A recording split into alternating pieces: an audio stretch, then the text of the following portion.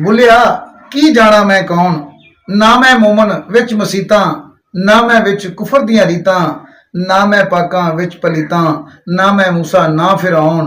बुलिया की जाना मैं कौन, ते तेरे इश्क नचाया करके थैया थैया।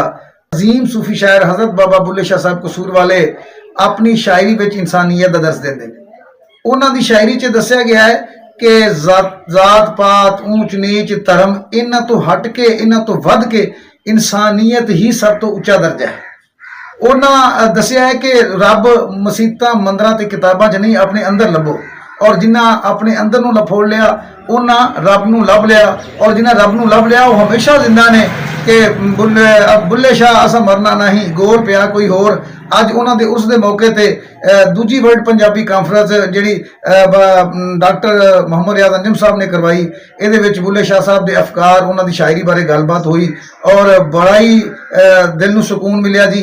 बहुत ही प्यारा लगा ये सारा माहौल। तो मेरा एक शेर बुल्ले शाह साहब की खिदमत कि असी फिर धमाला पावीए छड्ड दुनिया के दस्तूर, कोई मार खा चारा बुलिया तेरा वसदा रहे कसूर।